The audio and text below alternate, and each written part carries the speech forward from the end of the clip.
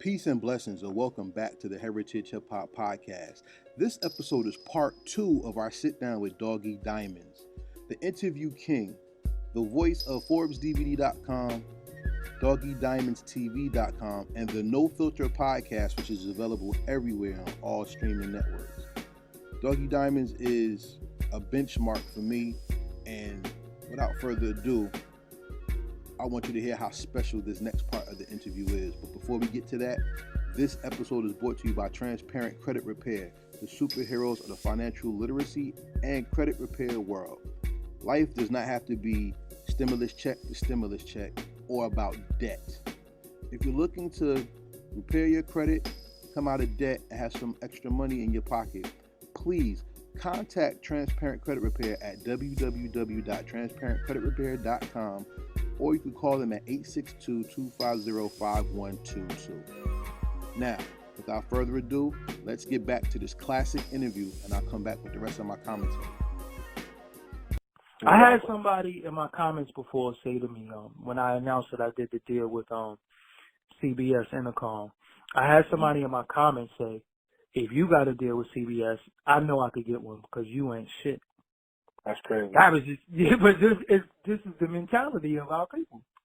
But that's how you know what you I'm made it right there. That's the sick shit about that is that's when you know you made it. But not to take away from what you said. What you said was very vital because it actually made me want to think about another question. You talk about MREC. You talked about him a couple of times, and salute to MREC because I want to interview him as well. You know what I'm saying? And being that you and Rec put this thing together and look at where it's going, one of the major responsibilities I have as a person in media is giving air to people who want to be creative. Why did you want to ensure other people a chance to tell their story as well? It was important. It's very important. It's very vital to the culture. Like, again, like I stated earlier, like, yo, man, what was on your mind when you wrote, when I was alone in the room? Because I'm a very, very mental person. If anybody follow me on social media or, just listen to me or talk to me on a daily basis, everything with me, all is mental. All is mental. So when I started looking at how, the games that get played with you, and then just from being in the industry and the mental anguish of some of the things that you go through as an artist, and it's like, yo, am I bugging? Or is it a similarity with all of us? Is this really, record company industry rule number 4080? Is that real? Or, so getting different perspectives from different people is important because for your sake, it's almost like comparing and contrast. So a lot of times, you might say, well, this, that, and the third, and you want to hear somebody else, verify that or, give you evidence to support what you're saying, so you're just going to look like you're on an island by yourself. And again, it's from a fan point of view, like, yo, all you have to do is make a record that I liked before and I interview you. That's all you have to do. It'd be one song. It could have been a damn verse. And I'm interviewing you because you are part of my life. You know what I'm saying? You are part of, I remember what girl I probably was dating with. I remember what haircut I had when your song came out. I remember what grade I was in. I remember what sneakers was dope. That you are part of my life. And that is the part of hip hop that I love, that I miss, because it used to be documented by moments that we won't never probably ever see again because the music comes out too fast. It's microwavable, and we don't have any time to sit down on the music and love the music because here it go, new music coming. You know what I'm saying? Like when you're sitting down, loving this project, Chris Brown releases a 45 song album. I'm not listening to 45 songs from no one. Right. No one. Greatest hits be 45 songs and we don't even listen to them. You know what I'm saying? So it's like, and everything is based off of social media now. Like these people are more known for their tweets and their Instagrams than they are. You forget, you be like, oh damn, they sing? I didn't even know they sing. You know what I'm saying? Like, oh damn, I didn't even know they was a singer. Right. So when you see people like, what's her name? the Keke Palmer and Mm-hmm. you know, even when I first saw Tiana Taylor singing and all that stuff, it was like, damn, I didn't even know they could sing. You know what I'm saying? Yeah. I didn't even know Amanda Seales could sing. You know, it's just they're more of a personality than they are, and that's the part of the game that's just like crazy. But and then at the same time, in their defense, you almost have to do more because again, nobody cares about the culture anymore. It's a few of us, and it's definitely not in America. I think people Yeah. care about the culture. I just don't think that in the States. I don't think nobody cares about it anymore. I think, It's not mainstream. yeah, it's Right. not, yes, if it's not mainstream, if you don't have a blue check, if you're not doing this, you're not doing that, everybody like, man, whatever. You know what I'm saying? Yeah. And Yeah. sometimes I do interviews and I say, yo, I see people say, yo, I need cliff notes. Who did he go in on? Or he ain't go in on nobody? Or I'm not watching this for 45 minutes. You know what I'm saying? Right. Like with this interview right here, I believe, you know, this is a good interview. I believe that we giving out vital information. We're talking, you know, we just having more like a conversation we building. But if I don't Mm-hmm. get on here and diss somebody or talk smack about somebody, it's not a good interview to people. Yeah, and that's bullshit. Pardon my Yeah, and language. that's what. No, it's real. No, I mean it's your platform, so you can curse. I just try not to curse on mine, just for marketing purposes. But No, I'm trying to get there too, but yeah, some things like with me, some things really get me angry, and I yeah, don't think no, I cause take it to heart, but it's yeah, 'cause real. there's no Like, other word that you can describe that with but bullshit. You know yeah, what I'm saying? Bullshit yeah, is bullshit. yeah, You know what I'm saying? So it is what it is. So at the same time, it's like, you know, we doing all we can to give people this hip hop thing to preserve it because we know that, yo, man, time ticking. This thing about to be over. And when I yeah. say over, hip hop will never die. But the hip hop culture that we know and love, yo, It's going to change again. yeah, it's definitely not local. It's definitely not where we're at. So Yeah, when Nas said hip hop was dead, I think a lot of people were mad because they didn't get it, what he right. was They missed saying. the point They exactly. missed the point and went over their head because you had so many people say, how can hip hop be dead and And I'm we alive still, and all that? yeah, Yeah, yeah, yeah, because yeah. you're not a hip hopper, you're a rapper. Where's your DJ? Where's your turntables? Where's your dancers at? Where's Where's your dress graffiti code? right now? Where's your graffiti at? Yeah, Where's the breakdancing? Those is hip hop. So that part of hip hop is dead, is gone. yeah, And then when you have people who doing it, motherfuckers be looking at them like, yo, this nigga breakdancing. You know what I'm yeah. saying? Like, what is you doing? Yeah, what are you doing? Like, yo, did Yeah. you really just, he just did a backspin. I remember, Common got down and did a windmill one day. And I was like, yo, he can windmill. Like, I was so, like, you know, Yeah, he's going excited. crazy. Yeah, Yeah, like, yeah, yo, he can windmill. You know what I'm saying? Like, yeah. Yeah. it was so crazy to me, you know what I'm saying? But the Mm-hmm. other people was like, man, Common Yeah, is Common old Wildin'. school, yeah. Yeah, he Yeah, wild. Common, Yeah. yeah, he wild out. Yeah, I remember Jada did the same thing, and people was like, Yeah, I was like, yo, oh, Jada can really like he upstepping and shit, like you know what I'm saying? yo, Other people like, that was, what's Jada doing? I'm like, yo, it's breaking, bro, like you know. yo, that was you know why? 'Cause I could not windmill. So when I seen people windmill, yo, you get like 21 guns to loose for me, like, 'cause that's just me in a nutshell. Like anything that somebody does that I can't do or I strive to do, I don't get jealous. I don't get mad. I don't have hate in my. I be like, yo, Jada kisses Jada. I'm like, yo, because when I saw that, did you bring that up? When I saw that, I thought that was camera tricks. I'm like, yo, did he really just get down to breakdance? Word. Like, that's the culture right there. You know what That's I'm saying? right. That's a part of the culture. Not saying that, you gotta break all the time. No, we're not saying none of that. But damn, he know the elements. He know the origin of the game, and that's very, very vital and important, especially for the young dudes that's coming up. When these young dudes come into rock and roll, they make them study the Eagles. They make them study the Doors. They make them listen to the Beatles and Elvis and all these people. With us, it's like, yo, man, them old washed up dudes don't listen to. We the only one who get aged out in our culture. True. By You ourselves. know what I'm saying? By Yeah. ourselves.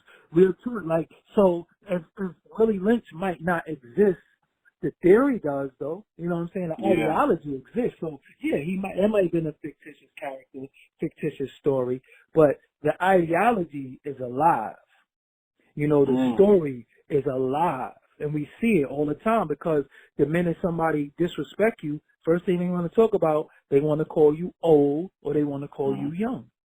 This old nigga, yo, sit your old ass down, or yo, you a little nigga, yo, you young and all that. You know what I'm saying? So I'm like, all right, so what's the fucking perfect age? Exactly. You know what I'm saying? Like, what age is perfect? Because when people be calling people old, I'm like, damn.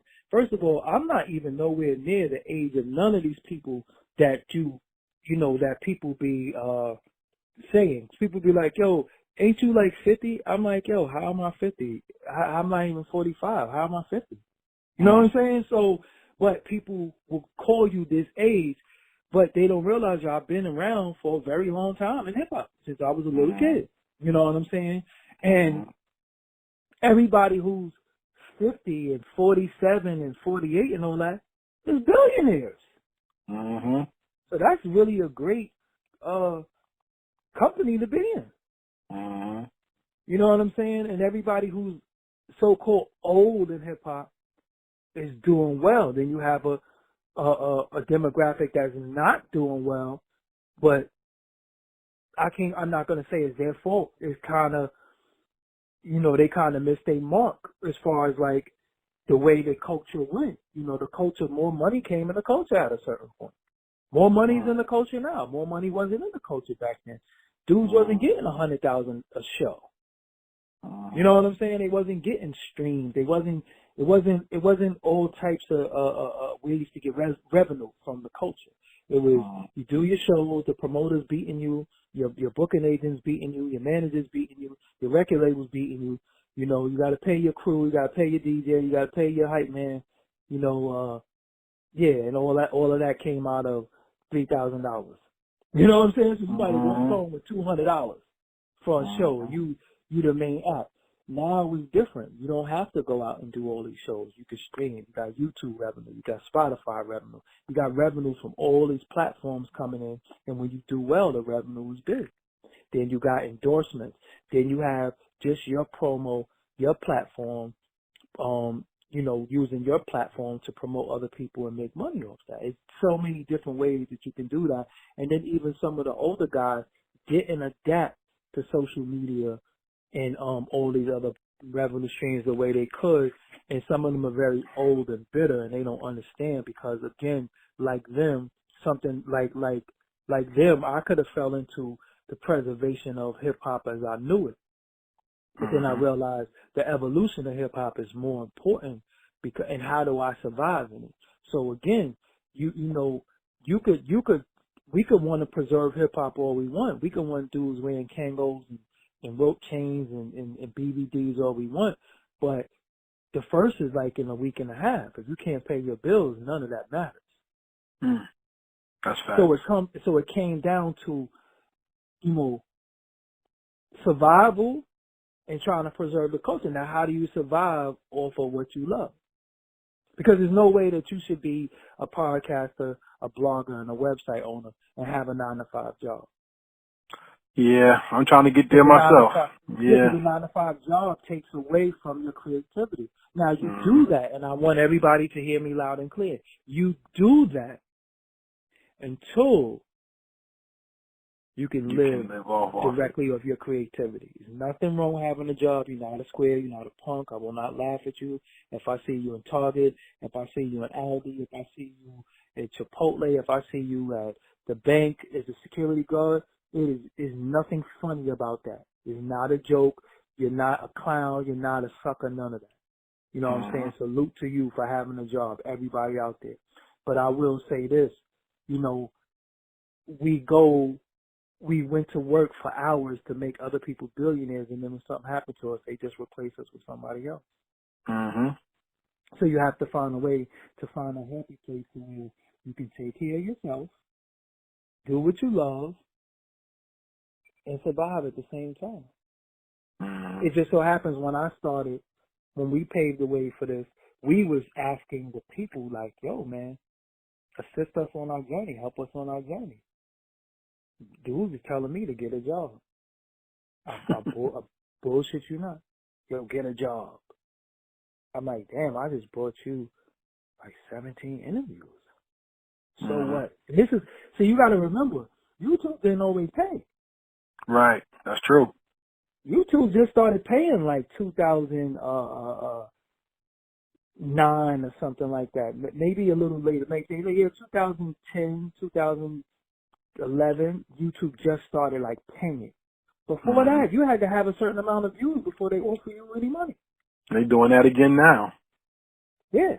Certain amount of subscribers and a certain amount of hours of viewership. Yeah. No, I'm talking about you could have the subscribers and everything, but Yeah, they still wouldn't pay back in the day. Yeah.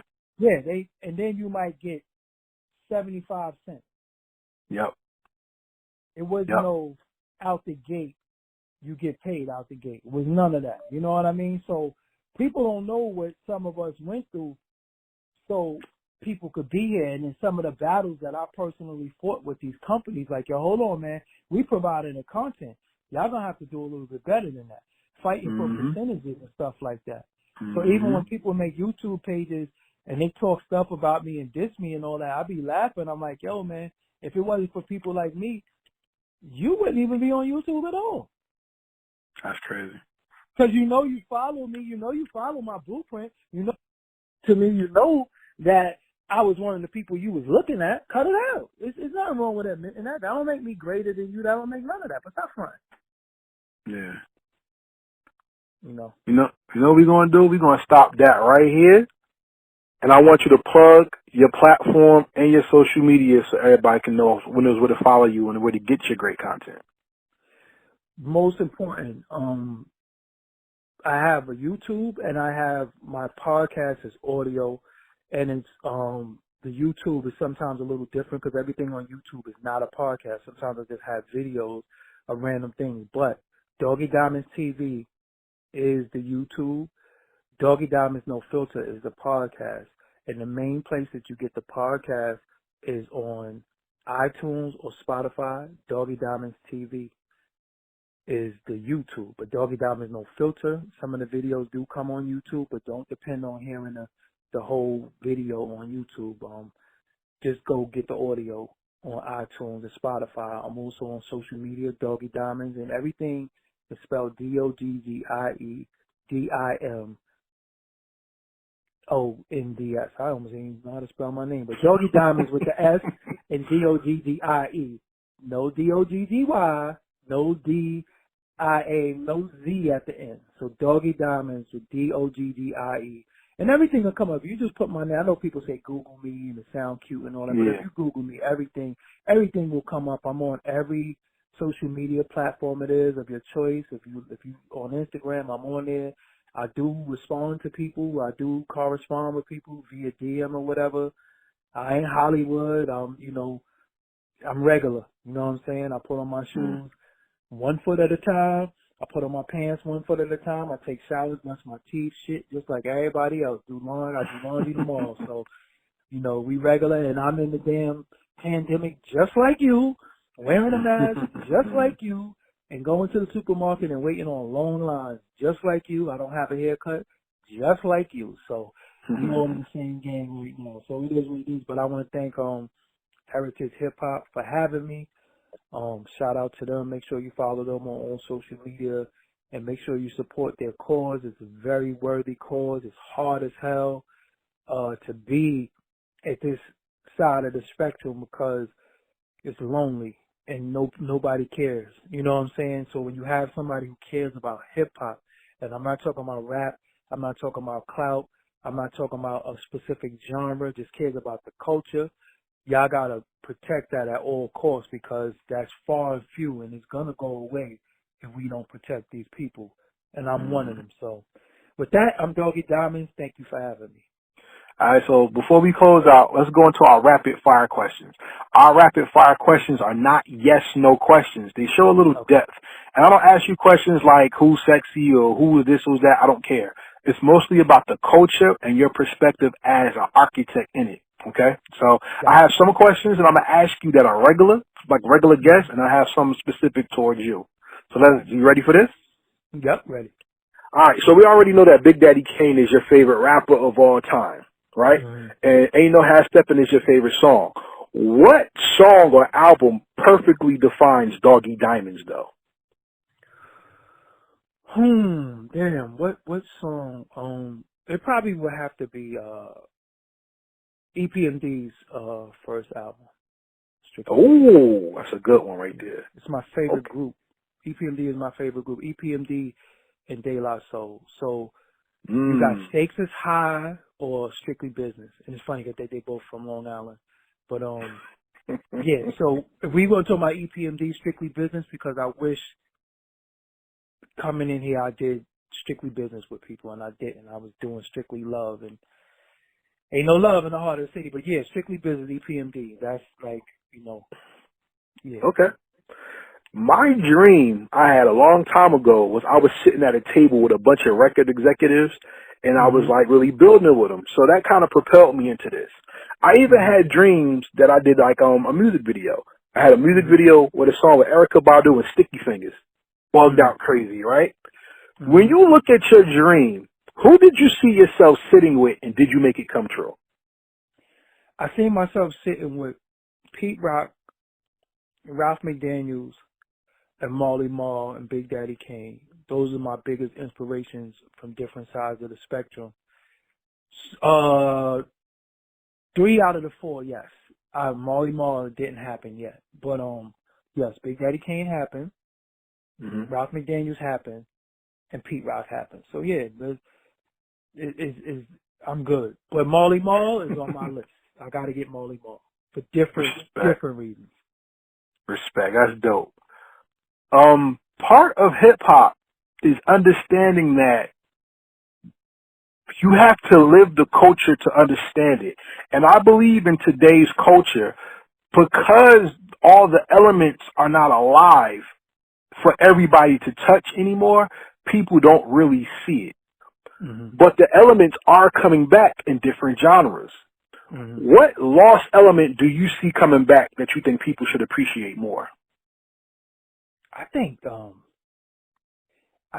yeah, man, that's a tough one because, yo, the DJ at heart, man, I love DJing. So when I see like Jazzy Jeff, D Nice was cool, had a lot of people in there, but he was just playing records. But when I see like Jazzy Jeff on the turntables, man, I wish people, and DJ Scratch, I wish people would just really, really tune into DJing because it's hard as hell to do, especially when you're not a Serato DJ and whip out that vinyl and you just touching a Serato to cue the record, but you really, really doing that work. You know what I'm saying? So DJing is definitely one. And then second one would be I love graffiti, man. Yo, I love looking at old movies and seeing dirty trains with graffiti all over it. I don't know. I love that. I don't call me crazy, but I love that. I watched B Street for the graffiti, and B Street was like, of course it was Hollywood, and it was a little fluff in there, but man, I loved the fact that it had the breakdance and it was about graffiti and breakdance, and that was like perfect for me. But yeah, I hope DJing comes back, and just the whole dancing, because it ain't. You can't be too cool to dance, man. You go to a party, man, dance. All that standing around on your phone or singing these little songs to yourself, y'all chicks touching y'all dry ass weave, doing little snap. That's kind of whack, man. Dance. Go out there, work up a sweat. That's what you went out for. So that's what I want to come back. The turntable and the dancing. And I see the turntable thing coming back, but we need dancing, not TikTok dancing and not that routine don't shit, rush. stuff. Yeah, none of that don't rush stuff. I'm talking about, that Scoob and Scrap, that, that Heavy D and the Boys dancing, that type of thing, the EPMD dancers, you know what I'm saying? That was, I think his name was Fendi. Yeah. Yo, you know what's funny? Steezo too. Rest in peace to Steezo too, just passed away. Fact. Steezo is the person dancing and You Got to Chill video. You know what's funny that you said that? I posted up a video called Respect the DJs, and I posted up young black teenagers on the Apollo when they did the Posse soundtrack. When they was doing the intro, they was scratching Rock the Bells. I thought that was one of the dopest mainstream DJ sets ever, and people don't talk about it. And Yeah, I then remember. you talked about graffiti. My favorite PlayStation 2 game was one of my favorites was called Mark Echo. You ever played it? No, but I know what you're talking about. I know what you're talking about. That shit it came with the marker, and the game was about fighting the establishment through graffiti and hip hop. Survival of Yeah, the Fittest, the Mobb Deep was the first song. I talk about that all the time, yo. Oh, salute to you, yo. That's what's up. You know what I'm saying? Talk about DJs. I just made a post yesterday about talking about my favorite DJs. You can see that too. I'm talking about my favorite DJs, and I named all my favorite DJs in a post yesterday. Yeah, I gotta look at that. Shout out to DJ Cheese, Plainfield, New Jersey. Let's put that out there. You know what I'm saying? Okay. So my next question is, when it comes to hip hop, the remix is one of the staples of hip hop that is kind of coming back, but not the way it was. Where people will either change the beat or add other MCs to make the song better. I want to ask you, what's the best remix in hip hop history to you? I love Jamal Faye Jamal remix by Pete Rock. All right, Molly G. All right. Yeah, I love Jamal Faye Jamal remix by Pete Rock. Any Pete Rock remix is incredible to me. But the Scenario remix, whoa. Oh yeah, that's raw. Yeah, whoa. Kid Hood, rest in peace, yo. Different. Yeah. Yeah, different. So that's probably the best remix ever. But I love Jamal Faye Jamal remix, and I even love Pete Rock the Prophet remix too. Jay with the Damages. Yep, I love that. Yeah. I remember when Jay moved to my neighborhood. Yep. Yo, that's crazy. You know what's crazy? What you said just bugs me out because the other day I was at my man's house and I had to download it because like I lost my copy. Pete Rock remix is the Public Enemy. Damn Night Train and the damn Shut Him Down. Like I needed that. You know what I'm saying? Yeah. Shut Him Down is. See, when we start talking about that, that's like next level. People ain't ready for that. Like that goes without saying so much. Like for real, like Shut 'Em Down remix is that's God level stuff. Like people ain't even ready for that. When I interviewed him, I asked him about that. You know what I'm saying? Like that's so people won't even get what took place on that song. Yeah. The horns came in one speaker and came out the other. People have no clue what was going on that record. This is like one of my favorite interviews. Thank you so much. Yeah. People have no clue what happened with that Pete Rock record. That record is different. You know what I'm saying? Yeah. And I just remember, remember, I'm a DJ, so I love cutting the records, but then I'm also trying to make beats. So Pete Rock was a DJ, incredible DJ, too. People don't realize Pete Rock was an incredible DJ on BLS. People don't know that. He played on WBLS and was a producer. You know what I'm saying? So it's like, damn, this dude is like the perfect guy.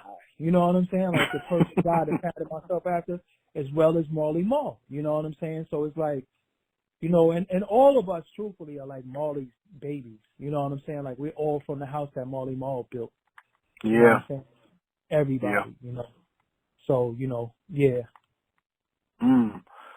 So Ralph McDaniels is the personification of the legacy of the recording of hip hop from the street level to the house. Yeah. What is hip hop without Doggie Diamonds, though?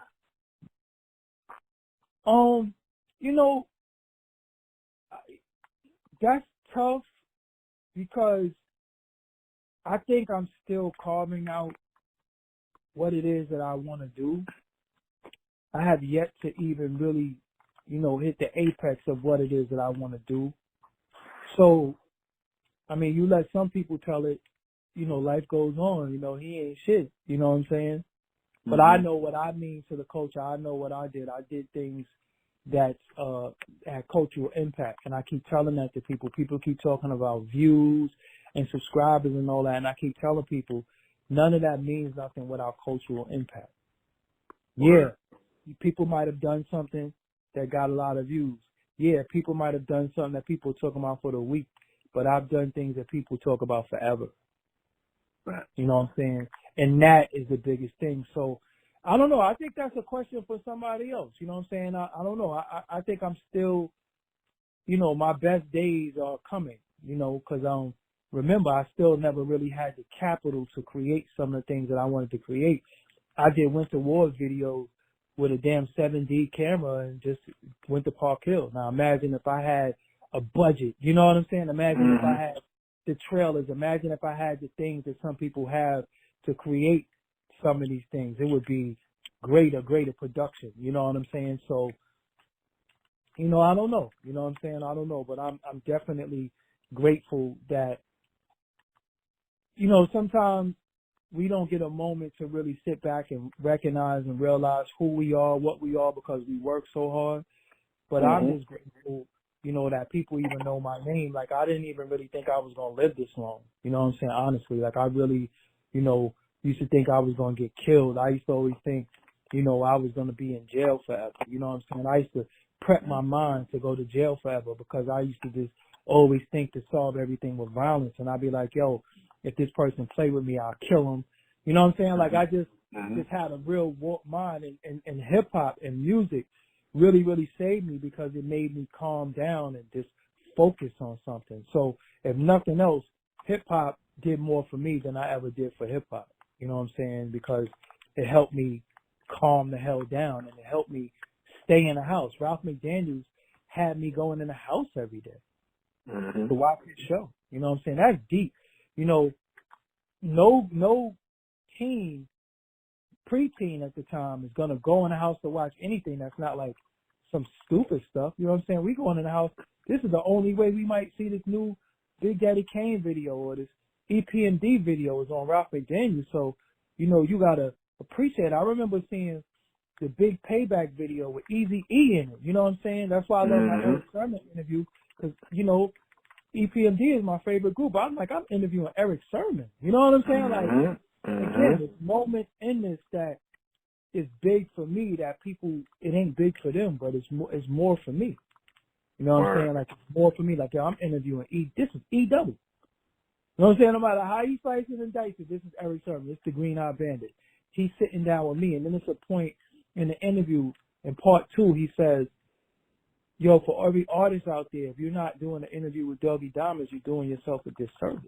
Because he really knows the culture, like he really knows That's a cosign. That's the ultimate Yeah, and cosign. I'm like, what? Like I said, the moments is like, well, the right can't tell me nothing. You know what I'm saying? Yeah. The right can't tell me nothing. So, hip hop, I don't know what it would be without me, but I know I wouldn't be nothing without it. You know what I'm saying? So that's how I would answer. Hold that thought, because we're going to revisit that. Let's move on to the next question. That was deep, and I want you to hold on to that. Okay. The feature artist has ruined hip hop in my opinion, not because it's not good to have features. I think it's being overdone. A lot of people don't have to rap anymore. They have a lot of people holding their hands. Okay. But you have certain records that the feature artist would kill the main artist on their own song. I want to ask you, what is the best feature or guest 16 in hip hop history in your opinion? You got Life's a Bitch by AZ.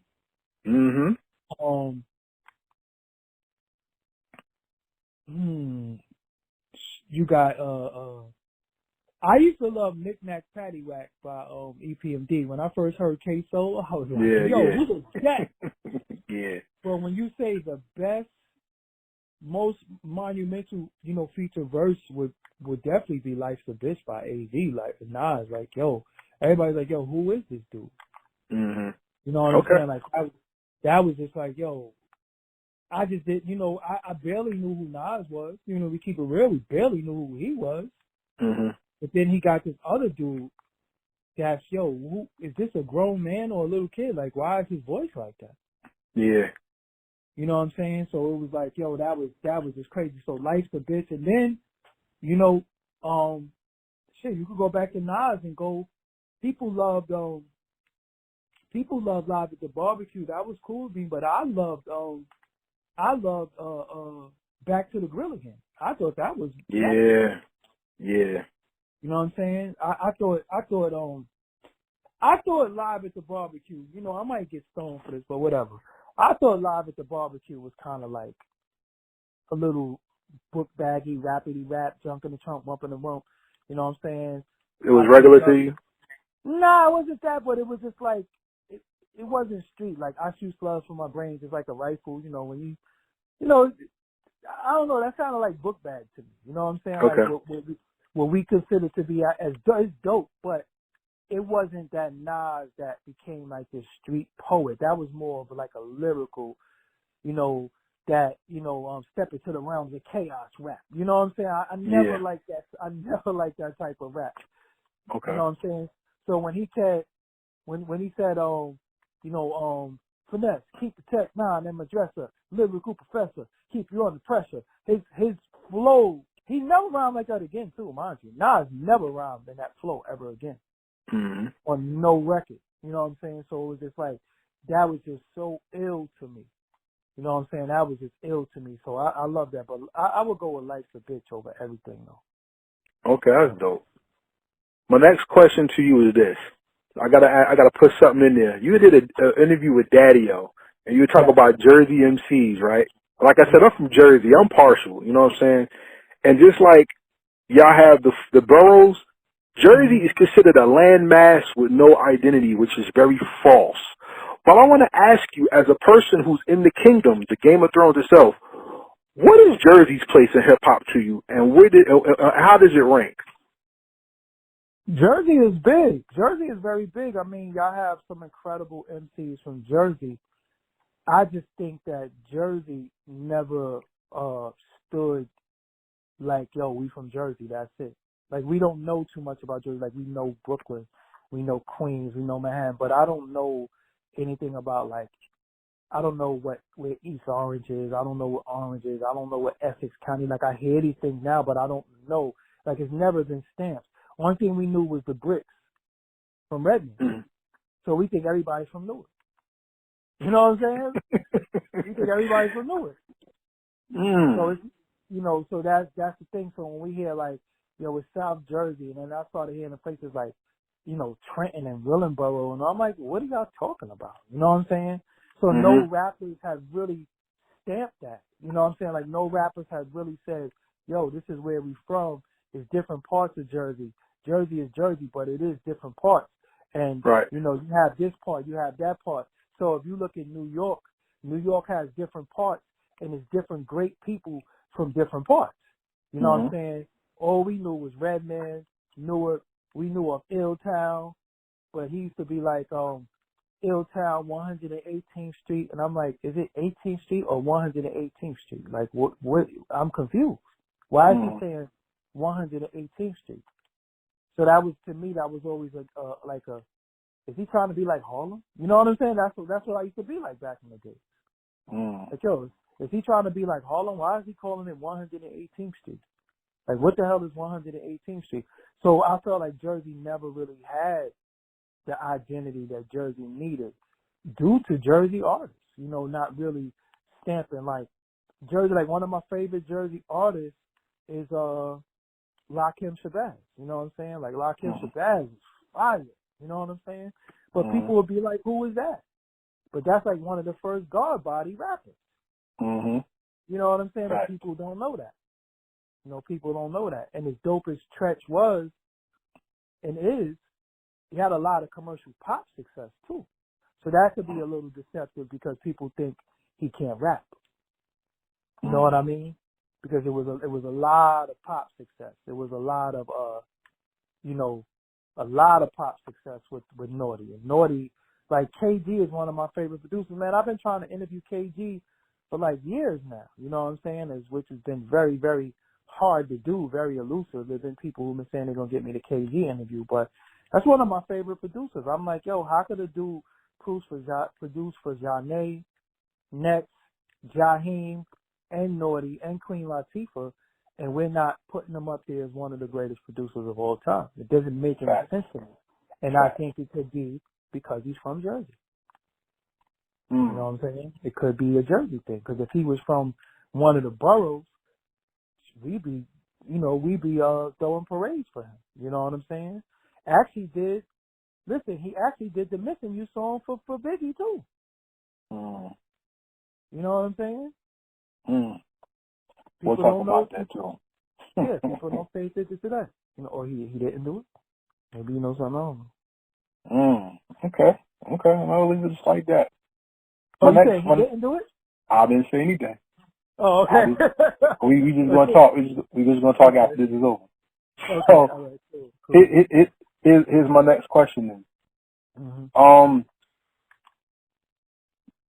I've made my platform to tell a story for Jersey because Jersey's story doesn't get told. And what you said to me really hits me kind of to my heart because a lot of folks in Jersey feel that they're nice, but they're not getting just due, and they got blocked out of the industry, right? Mm-hmm. And just like a good interviewer, sometimes people are scared to come to your platform because they don't have what it takes to match wits or to meet you at your level, and they don't think you'll concede to their level. What, in your opinion, makes a great interview, and what makes an artist appreciate your platform? I think a great interview was when I learned something that I didn't know. And it was very informative. It wasn't, you're going to have your moments in the interview where it might be, emotional. It might be something that you didn't know about a person. It might be something that make you laugh.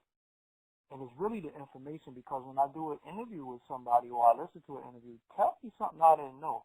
I don't want to hear what I've changed interviews from the way you see yourself in 5 years.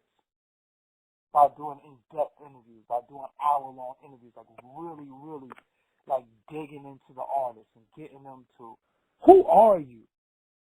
So when I finish the interview, or somebody finishes listening to the interview, I want them to feel like, yo, I like that dude. I know that person. Not me, but the person that I'm interviewing, because they're the highlight. That's why I always stay behind the camera at one point. I'm like, yo, it ain't about me. It's about them. So let me highlight them. Let me put the spotlight on them. Let me put the lights on them. You know what I'm saying? So a good interview to me is me listening. It's fluent. There's no stupid questions. You ain't doing research while the interview is going on. Like you already, you prepared. I respect interviews like that, and I respect interviewers that look like, yo, I came here, I know what I'm up against, I know who I'm dealing with. Yo, I respect the person, and let me tell you something. It's times where I've interviewed somebody and I don't know absolutely nothing about them. And that's a good interview. You know why? Because if I don't know anything about you, that means my audience probably don't either. So now it's on you to tell us who you are, but it's also on me to extract it from you and get you to tell me who you are. Ask the right questions for you to explain who you are and teach me about you. So that's always been a good interview to me. It's not about who you went on. It's not about who you dissed. It's not about who you got beef with. It's not about who you cursed out, who you hated, who stole money from you, who blackballed you, because people, that's what a lot of this stuff has become. It became like, yo, if it ain't no smut, then it ain't even worth listening to. You know what I'm saying? That's what I hate. Like I said, my Eric Sermon interview, I love it. I wish that interview had like 70 million views. It was like, yo, man, so much information that we taught people in that interview. And we only got like 50,000 views. And I'm like, damn, man, y'all sleeping. But I get it. Yeah. I didn't sensationalize it enough. It wasn't, and it's funny, though, because it got to 50,000 views because I changed the title. I went back and changed the title of the interview to make it maybe a little bit more spicier, maybe a little bit more juicier, maybe a little bit more appealing to people, which I shouldn't have had to do because, yo, it was a good interview whether I had that title or not. Right. Facts. It was a great interview, so. Yeah, exactly. Again, we're in a time where we're doing this thing. We have to survive. You know what I'm saying? We have to survive. We want to create content at a certain level. If we're not doing certain things, we're not going to survive. This is a market. I know what I love. I know what I want to see. I know what's great to me. But at the same time, if you're not doing these things, these numbers is coming back and everybody's judging it off these numbers. And even if the numbers are fake, people are still saying, yo, you're not doing these numbers. Right. You know what I'm saying? Right. The people are still saying, yo, you're not doing these numbers. So that's what it's all about. I got 3 more questions, and then we're going to close out. It would be very irresponsible of me to not ask you about a woman MC, because women have carried the torch in hip-hop just as long as hip-hop was created. Whether you look at Debbie D, Us Girls, you look at Cyrock, you look at the mainstream, like Queen Latifah, MC Lyte, et cetera, everybody always, they see the woman, but they don't acknowledge the woman. What woman do you think impacted hip-hop the most in any standpoint, and why? That's a 2-part question because it's 2 people for different reasons. I think Roxanne Shante, because she came in, she was cursing. You know what I'm saying? Like, hey, girls ain't supposed to say that. But she came in the vein of Millie Jackson. She was cursing, but she didn't say nothing about, you know, my box this, you know, you could put this, you know, and then Little Kim. Because when Little Kim came out, it was like, what she just say? Yeah. Like, oh wow, like this is like, wow. You know what I'm saying? Like, yo, is she supposed to even be saying that? I mean, you had different women, different things. Like, I remember seeing Moni Love on Ladies First and being like, damn, shorty bad. You know what I'm saying? Like, I mean, of course, she's older than me, but I remember being young, like, damn, shorty bad. Yeah. You know what I'm saying? Like, damn, she looked good. You know what I'm saying? So that was like, that just meant a lot, just seeing her, you know, it was like, wow. You know what I'm saying? Like, yo, homegirl, you know, the short hair and all that, you know, this is pre-Halle Berry and all that. You know what I'm saying? So she had the short hair. Then you hear her talk because she had the, you know, the accent and all that, and she was thick. So it was like, yo, so it was different things, you know. Believe it or not, I never got into, not because she was whack, but I never really got into the Bahamadia type stuff, even though she made records that I love. They got a song called 3 the Hard Way. Classic. Song. Love that record. That beat is like one of my favorite premier beats, but I never really got into the Bahamadia thing. I never really got into the Heather B thing. You know what I'm saying? I never really got into it, even though they got songs I like. But I never was like, yo, I got to get this Heather B album. You know what I'm saying? Like, yo, Heather B is coming out. I got to get it. You know, it was just, and it was more of an image thing. I think maybe because I saw her in the real world.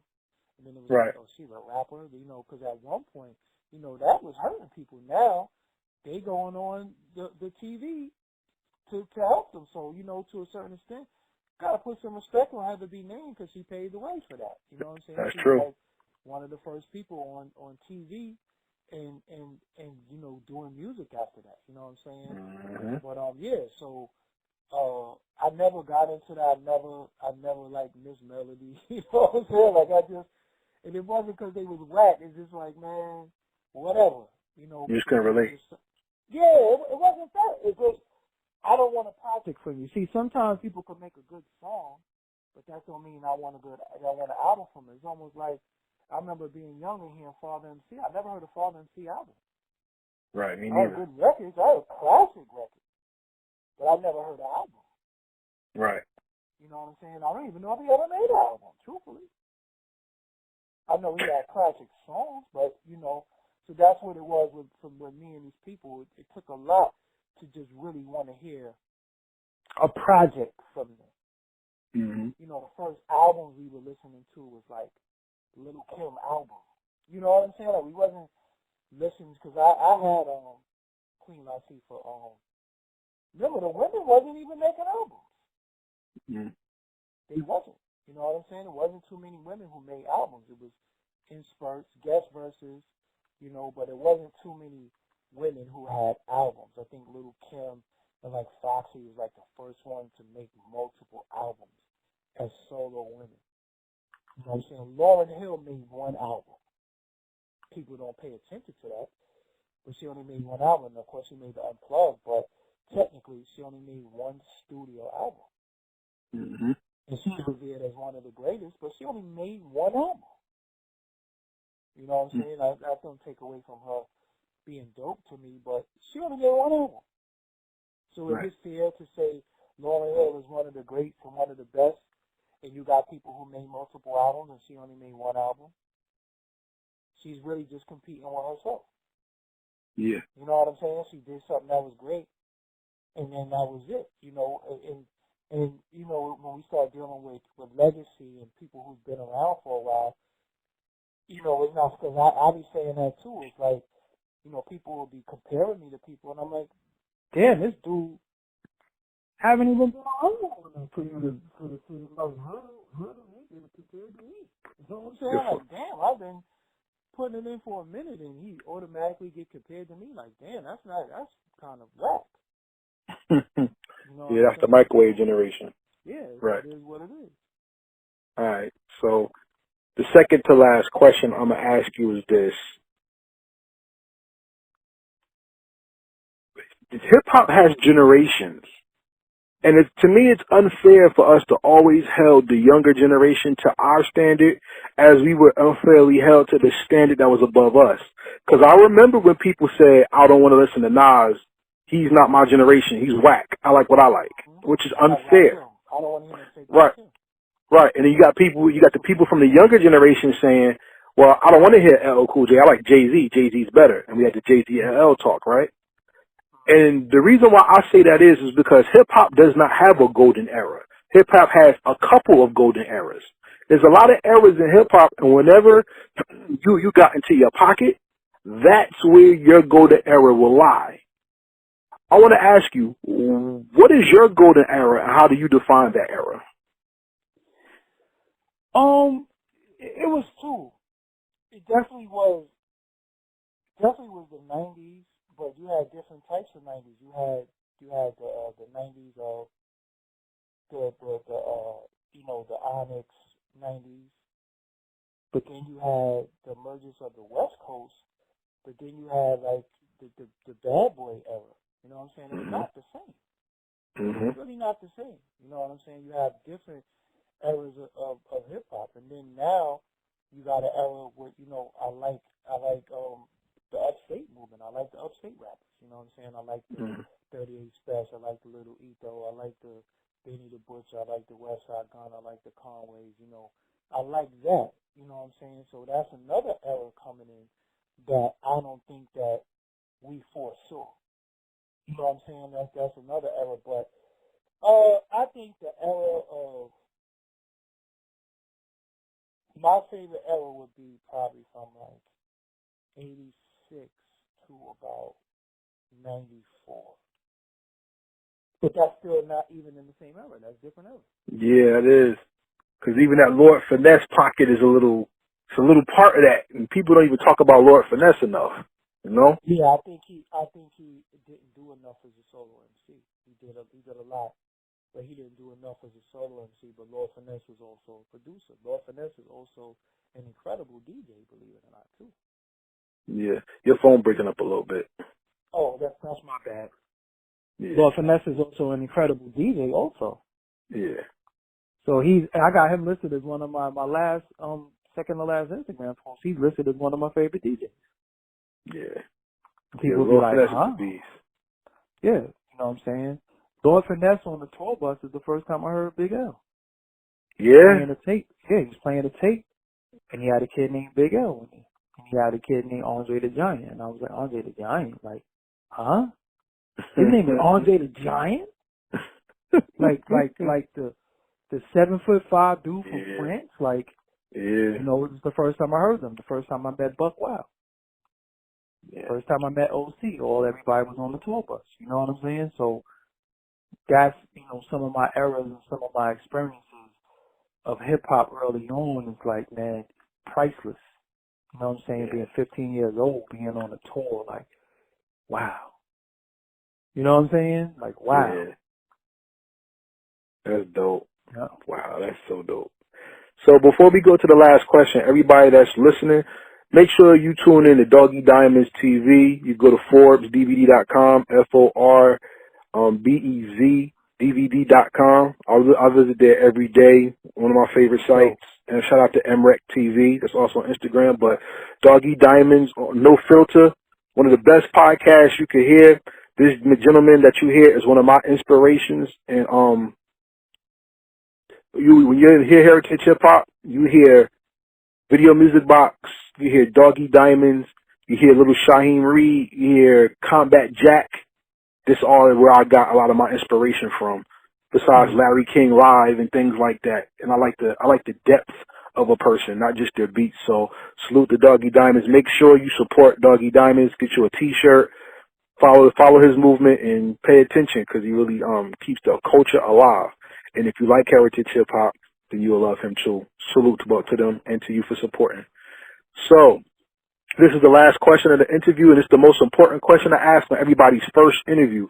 So with me saying that, you're always welcome to come back. I mean, I hope to do more business with you in the future. I hope to meet you one day, because I would like to shake your hand and give you the appreciation as I do other people I respect. You know what I'm saying?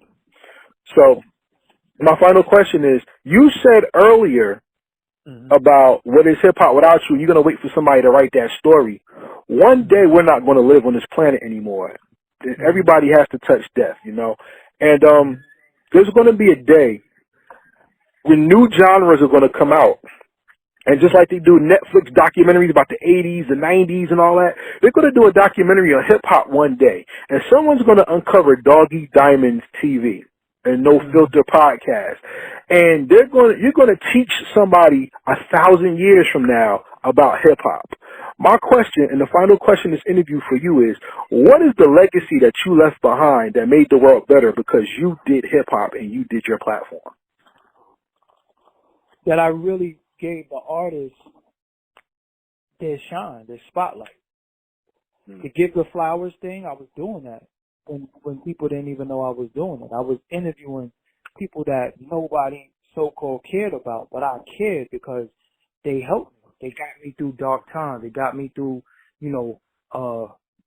rough times. They made me laugh. They made me cry. They made me, smile. They made me dance. They made me, go down the Beach Street, downtown Brooklyn, and buy records. My legacy was, I showed the game love. I showed everybody love. I think I want that to be my legacy. Like, he done interviewed Prodigal Son and then turned around and interviewed Dave East years later. You know what I'm saying? And then interviewed Steady Rock when I kind of laughed when he left. You know what I'm saying? Like, I laughed like, damn, like he was cool, but he ain't gonna make it. And then 2 weeks later, his song is #1 on Billboard. Yeah. You understand what I'm saying? So legacy like that, and it's like, man, I did videos with Wu-Tang. I did videos with Papoose. I did videos with Jadakiss, Ransom. I directed these videos. So legacy is not really what I say, it's what I did. You know what I'm saying? So when people see my name attached to certain things, and even executive producing podcasts out that people love, and they don't even realize that it's my show, but it's not on my platform per se. It's on another platform that's still my platform, but they don't know that because I don't advertise that.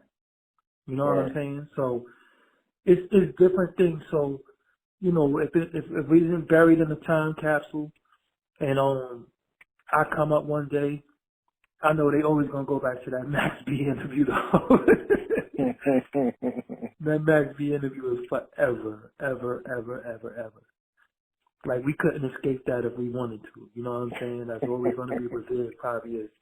And a lot of people mind, and it's like, this is the greatest interview of all time. You know what I'm saying? Because it was just a moment that I caught him in. And I was real green at that time too. I didn't really know what I was doing. I just knew how to ask people questions. So that's always going to get uncovered. And of course, winter wars and of course other things is always going to get uncovered. And, hopefully people will look and say, man, this nigga loved the game. You know what I'm saying? Like, he really loved the game.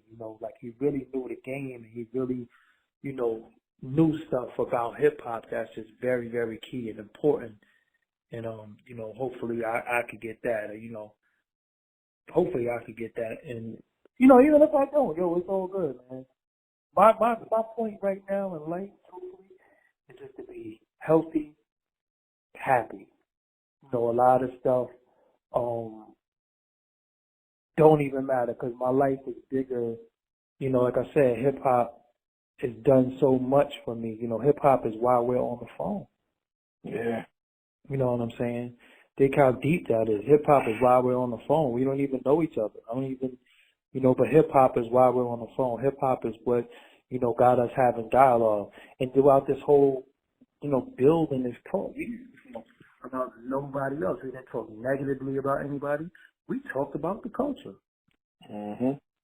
So that's what I'm saying about what hip hop has done for me. You know what I'm saying? Hip hop has done for me, made me meet people that I wouldn't even know. You know what I'm saying? That other than that, why would our paths cross? It probably would never cross.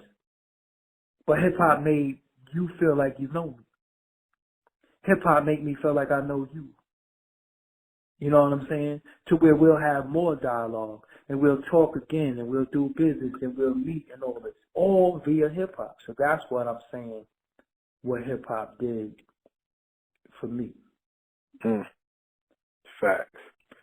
So with that being said, everybody out there listening, go support Doggie Diamonds TV, go support No Filter, and continue to support Heritage Hip Hop. And look, we ain't into that corny, phony business. You can support us both. You don't have to choose either or. Hip hop is about life, and you love your life like you love your hip hop. You take care of it, you nurture it, you grow it, and you share it. So hopefully you got some jewels from us. Make sure you pay attention and support. To everybody out there, we say peace, and we out. Yep. And I'll be back. Once again, thank you for listening to this episode of the Heritage Hip Hop Podcast. Before we go, this was an honor and a blessing to be able to talk to someone who is inspiring or who inspires me daily. Unfortunately, in hip-hop culture, a lot of people do not pay homage. And if you look at Drink Champs, Nori always talks about giving people their flowers while they're still around, which is very important because that shows humility and it shows the willingness to learn and to elevate. So for everybody out there who's listening to this, if you have someone who teaches you and inspires you, honor them so it could be paid forward to the generation that comes next, because paying homage and showing appreciation is a lost art, not only in hip-hop, but in civility. And our civilization, our society right now lacks that.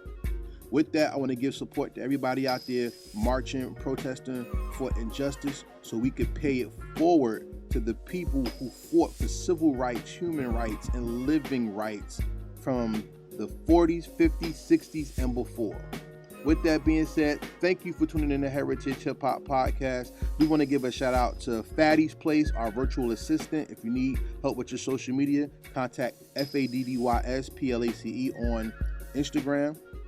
Fire Jaws, our marketing, promotion, and placement guru. If you need help with marketing and promoting your art or anything that you have going on with yourself, your business, contact him at FIREJAWS. That's Fire Jaws on Instagram. Shout out to Big A and the Big A Show, Lex Diamonds and the Diamonds Entertainment LLC, and also Michael Bradley, who runs Transparent Credit Repair, the superheroes of the financial literacy and credit repair world. Remember, if you're looking to fix your credit, go to www.transparentcreditrepair.com, and also 862-250-5122 is the number you can call to reach him and put yourself in financial success and freedom. With that being said, be sure that you subscribe to the No Filter Podcast, support Doggie Diamonds, continue to support Heritage Hip Hop, and if you want some apparel or some merch, go to our store, which is on storefrontier.com/heritage hip hop, and you can visit our website, www.heritagehiphop.com, for more. Our award show comes up in August, so be ready for that. And more importantly, continue to support the hip hop culture. More interviews are coming, more words of wisdom, more jewels, and more growth. You have a surprise waiting for you very soon. All right, y'all, we out of here. Peace, and we out.